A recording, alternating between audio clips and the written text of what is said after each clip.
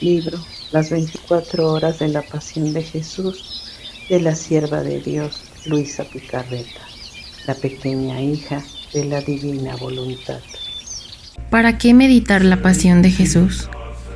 Meditar la pasión de Jesús debiera ser un desbordamiento de nuestra inteligencia, de nuestro corazón, para estar siempre unidos con nuestro amado Jesús y consolarlo no solo con el recuerdo de todo lo que Él sufrió, sino con Él fundirnos en Él para acompañarlo y hacer nuestras sus penas.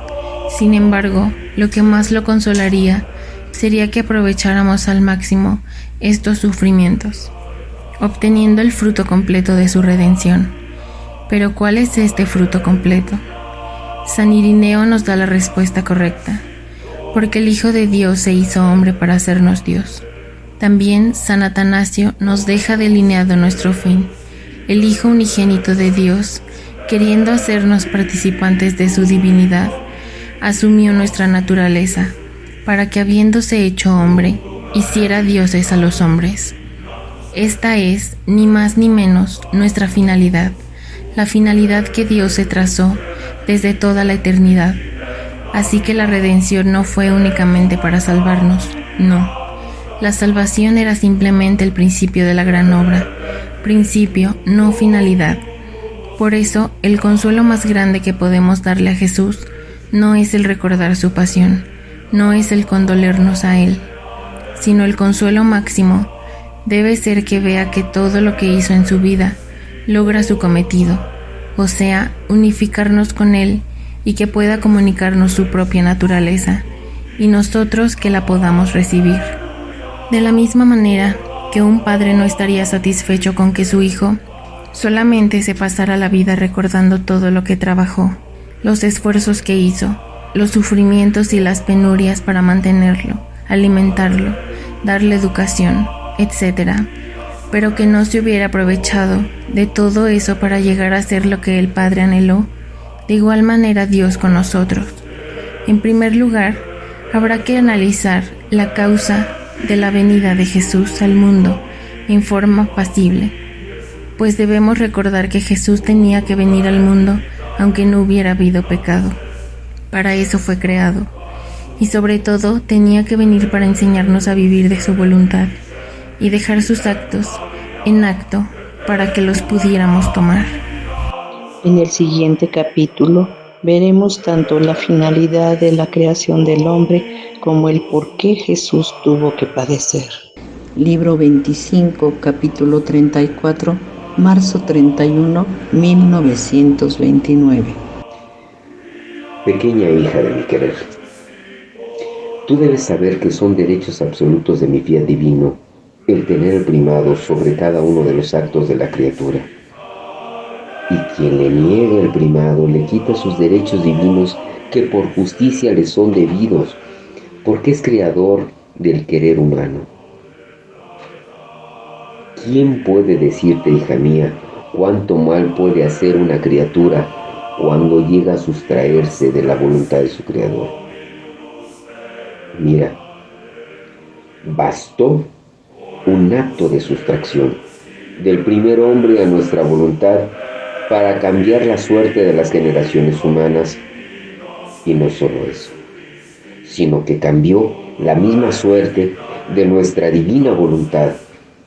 Si Adán no hubiese pecado, el Verbo eterno, que es la misma voluntad del Padre Celestial, debía venir a la tierra glorioso, triunfante y dominador, acompañado visiblemente por su ejército angélico que todos debían ver, y con el esplendor de su gloria debía fascinar a todos y atraer a todos, sí, con su belleza, coronado como un rey y con el centro de mando para ser rey y cabeza de la familia humana, de modo de darle un gran honor de poder decir: tenemos un rey, hombre y Dios.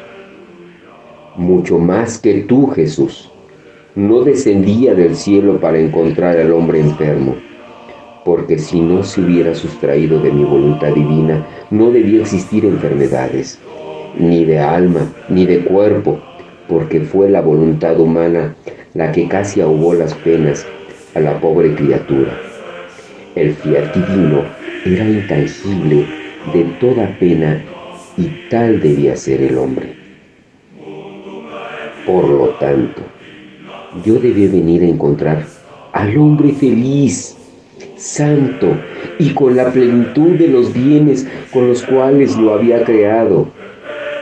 En cambio, porque quiso hacer su voluntad, cambió nuestra suerte, y como estaba decretado que yo debía descender sobre la tierra, y cuando la divinidad decreta, no hay quien la aparte. Solo cambia modo, aspecto, así que descendí, pero bajo vestidos humildísimos, pobre, sin ningún aparato de gloria, sufriente, llorando y cargado con todas las miserias y penas del hombre. La voluntad humana me hacía venir a encontrar al hombre infeliz, ciego, sordo y mudo, lleno de todas las miserias, y yo para sanarlo lo debía tomar sobre mí, y para no difundirle espanto debía mostrarme como uno de ellos, para hermanarlos y darle las medicinas y remedios que se necesitaban. Así que el querer humano tiene la potencia de volverse feliz o infeliz, santo o pecador, sano o enfermo. Entonces, mira, si el alma se decide a hacer siempre, siempre mi divina voluntad y vivir en ella, cambiará su suerte y mi divina voluntad se lanzará sobre la criatura, la hará su presa y dándole el beso de su creación cambiará aspecto y modo, y estrechándola a su seno le dirá: pongamos todo a un lado para ti y para mí. Han regresado los primeros tiempos de la creación. Todo será felicidad entre tú y yo. Vivirás en nuestra casa como hija nuestra, en la abundancia de los bienes de tu Creador. Escucha mi pequeña recién nacida de mi divina voluntad. Si ese hombre no hubiese pecado, no se hubiese sustraído de mi divina voluntad, yo habría venido de la tierra, pero, ¿sabes cómo? Lleno de majestad, como cuando resucité de la muerte, que si bien tenía mi humanidad similar al hombre, unida al Verbo eterno, pero con qué diversidad mi humanidad resucitada era gloriosa, vestida de luz, no sujeta ni a sufrir ni a morir, era el divino triunfador. En cambio, mi humanidad antes de morir estaba sujeta, si bien voluntariamente, a todas las penas. Es más, fui el hombre de los dolores. Y como el hombre tenía aún los ojos ofuscados por el querer humano y por eso aún enfermo, pocos fueron los que me vieron resucitado, los que sirvió para confirmar mi resurrección. Después subí al cielo para dar tiempo al hombre de tomar los remedios y las medicinas a fin de curarse y dispusiera de conocer mi divina voluntad, para vivir no de la suya, sino de la mía. Y así podría hacerme ver lleno de majestad y de gloria en medio a los hijos de mi reino. Por eso mi resurrección es la confirmación del fiat voluntas tua, cum in cielo, cos in terra. Después de tan largo dolor, sufrido por mi divina voluntad por tantos siglos por no tener su reino sobre la tierra y su voluntad dominio, era justo que mi humanidad pusiera a salvo sus derechos y realizase mi y su finalidad primaria de forma su reino en medio de las criaturas.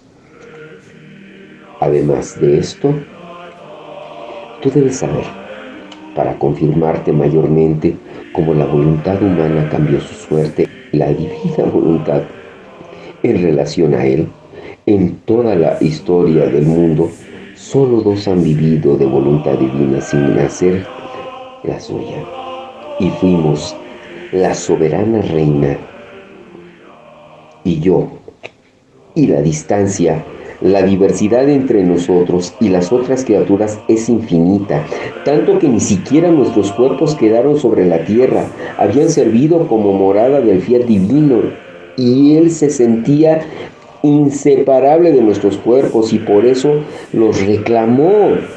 Y con su fuerza imperante raptó nuestros cuerpos junto con nuestras almas en su patria celestial. ¿Y por qué todo esto? Toda la razón está en que jamás nuestra voluntad humana tuvo un acto de vida, sino que todo el dominio y el campo de acción fue solo de mi divina voluntad. Su potencia es infinita, su amor es insuperable. Después de esto ha hecho silencio, y yo sentía que nadaba en el mar del fiat. Y oh, cuántas cosas comprendía. Y mi dulce Jesús ha agregado: Hija mía, conocer mi divina voluntad. La criatura pone en desorden el orden que tuvo la divina majestad en la creación. Se deshonra a sí misma, desciende en lo bajo, se pone a distancia con su creador, pierde el principio, el medio y el fin de aquella vida divina que con tanto amor le fue infundada en el acto de ser creada. Nosotros amábamos tanto a este hombre que poníamos en él como principio de vida en nuestra divina voluntad. Queríamos sentirnos raptar por él, queríamos sentir en él nuestra fuerza, nuestra potencia, nuestra felicidad, nuestro mismo eco continuo. Y ¿quién más podía hacernos sentir y ver todo esto si nuestra divina voluntad dislocada en él? Queríamos ver en el hombre al portador de su creador, el cual debíamos volver feliz en el tiempo y en la eternidad. Por eso, al no hacer nuestra divina voluntad, sentimos a lo vivo el gran dolor de nuestra obra desordenada, nuestro eco apagado, nuestra fuerza raptora que debía raptarnos para darnos nuestras nuevas sorpresas de felicidad, se convirtió en debilidad, en suma, se trastornó. He aquí porque no podemos tolerar tal desorden en nuestra obra. Y si tanto he dicho sobre el fiat divino, es propiamente esta la finalidad que queremos poner al hombre en el orden, a fin de que regrese sobre los primeros pasos de su creación. Y corriendo en el humor vital de nuestro querer, forme de nuevo a un nuevo portador, nuestra morada sobre la tierra, su y nuestra felicidad.